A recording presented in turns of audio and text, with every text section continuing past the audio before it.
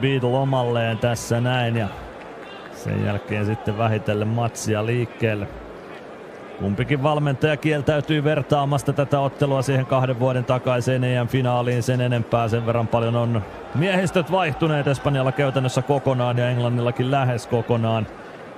Joten ei ollut mielekästä lähteä sitten ottamaan siitä verrokkia. Santidenia vertasi mieluummin tuohon viime marraskuussa pelattuun 0-0 tasapeliin harjoitusmielessä. Tästä kamppailu liikkeelle kitys. Se tulee taka-alueelle. Sieltä pystyy Juanlu pelaamaan pallon keskustaan ja siitä ensimmäinen paikka sitten Espanjalle. Diego Lopezin pusku kuitenkin. Hinchelwood hän itse asiassa nyt vasemmalla laidalla. Siinä oli tulee vähän kiire siitä. Hutchinson. Kuvi vastassa. Hutchinson. Korsto 4 maalilla kärjessä. William Osula Tanskasta. Ja tästä tulee vetopaikka. Nyt on Englanti vähän sukkasillaan tässä matsin alussa. Ja siitä mennään pilkulle. Se oli käsivirhe. Ja tämä matsi alkaa kyllä Englannin kannalta katastrofaalisesti. 2 minuutti kellossa ja Espanja saa mahdollisesti rangaistuspotkun. Totta kai tämä nyt katsotaan vielä VAR-huoneessa. Onko sille oikeasti perusteita? Onhan sille. Sotsa piirtää VAR-ruudun ilmaan. Pallo ilmaan. Se tarkoittaa etunurkalle tulevaa palloa ja se pomppii siinä hyvin ja Englanti siirtyy johtoon. 10. minuutti ja siellä on James McAtee viimeisenä, joka palloon osuu. Onpahan tapahtumia alkuun. Espanjalta vietiin käytännössä päivänselvä rankkari VAR-tarkastuksen jälkeen. Sen jälkeen Englanti saa omasta pelistään kiinni ja 10 minuutin kohdalla heti ensimmäistä kulmapotku. Toistaiseksi vielä maajoukkueen debyytti tekemättä, mutta se voi olla tulossa tästä sitten Alex Scottin yritys. Se menee reippaasti. Väletustaa tätä nykyään Toulouse ja Ranseskin serkku tilastonikkareille tiedoksi. Ja siitä pallo Jarrell Quanshahille, hänen laukkaus, irtopallo jää peliä, Englanti johtaa 2-0, nyt sattuu sitten Aleroni Turbelle, aikamoinen lapsus, 15 minuutti kellossa ja Englanti tuplaa johtonsa, Harvey Elliott on ensimmäisenä karoilla tuossa tilanteessa.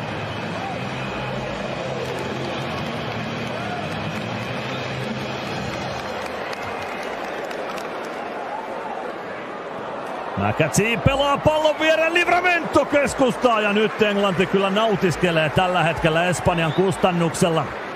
Beniat Turrientes, Zake ja avustavina erotuomarina Davide Imper. Hutchinson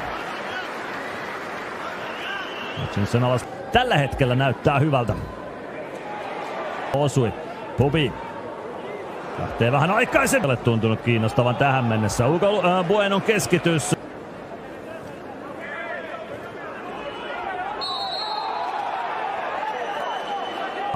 Livramento kääntää keskustaan. Mosquera väliin. Ja pystyykö siitä vielä Stansfield pitämään pallon omalla joukkueellaan? Sillä tavoin pystyy, että saa siitä vapaapotku hankitumaan vähän pidempään sokkopalloon. Mutta irtopallon nappaa. Lyhyt kulma, sitten tulee Avi kerran keskitys, se pomppii sinne etunurkalle ja tämä taitaa olla maalipotku, niin olin katsovinani ja samaa mieltä on Simone Sotsa. Cesar Tareja sinnat ja mahdollisen lopputurnauksen sitten vielä. Livramento tulee mukaan, Elliot on jo boksissa, nostaa boksin yli, mutta se on liian korkea nosto ja menee myös pitkäksi, joten ei saa Englanti tulosta tällä ja siinä haluaisi saakka voimassa Liverpoolin kanssa. Turrientes kentän pintaan Mortonin jyräämänä ja siitä vapaapotku Espanjalle. Onko siellä kortti kädessä? Kyllä siellä on. Simone Sotsa keksi itselleen, mutta Espanja nappaa sen takaisin. Molero on jo boksin sisällä. Hyvä harautus ja sitten näytetään 11 metriä uudemman kerran.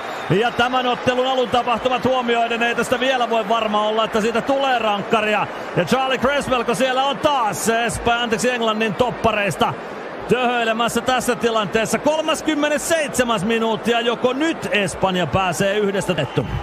Avi kerran ottaa hetken happea, sen jälkeen liikkeelle. Pikkuharhautus ja pallo verkkoon. Espanja tulee tulostaululle.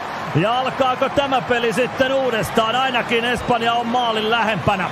39 minuuttia lopulta taulussa, kun pallo maaliviivan ylittää. Ja Espanja kaventaa 1-2.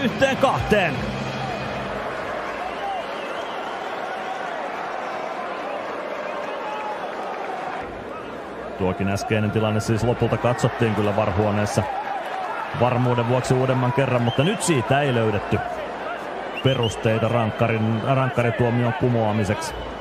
Hutchinson kentän pinnassa.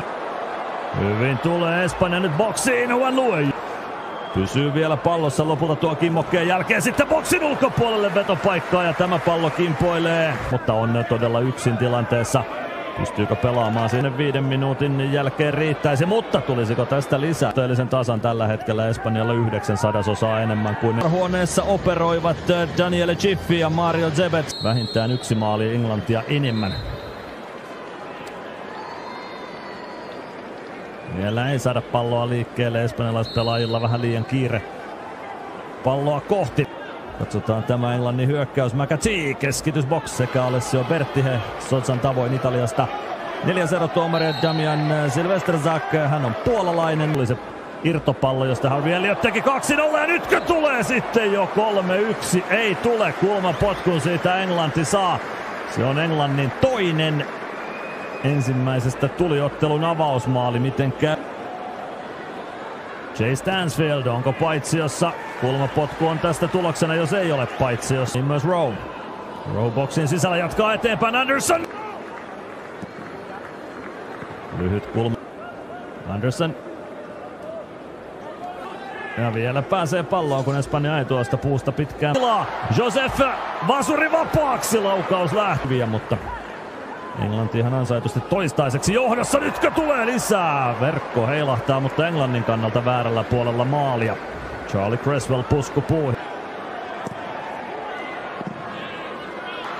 Espanja tulee, nyt on tontti sitten Javi kerralla uusi tontti ja Beadle ottaa upean tuplatorjunnan ja pitää Englannin johtoasemassa. Javi kerralla oli nyt isoa sankarin viittaa tarjolla.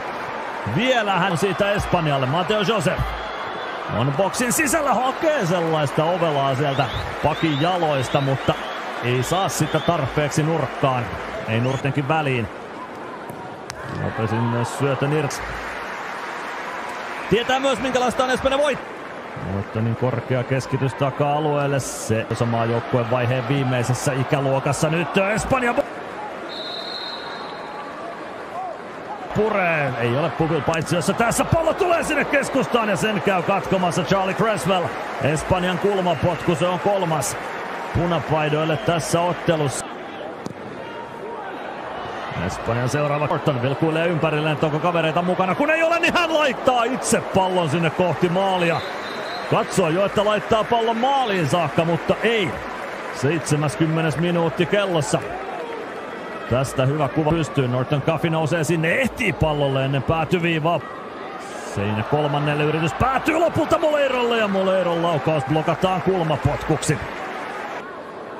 Englanti saa pelattua pallo kuitenkin takaisin tuonne Espanjan alueelle ja siitä saa Englanti rankkarin. Kyllä tuo rike tapahtuu boksin sisällä. Alejandro Iturbe rynnii sinne Jonathan Rowta kohden. Rowe ehtii pallolle ensimmäisenä. Iturbe kolaa päin ja pallo yhteen. Anderson keskittyy sen jälkeen vauhtiin ja siitä varma viimeistely. Englanti menee välieriin. Espanjan turnaus päättyy puolivälieriin. Sen uskaltaa paaluttaa tässä vaiheessa iltaa. 90+4 kellossa ja Elliot Anderson viimeistelee pilkulta Englannin 3-1 maalin.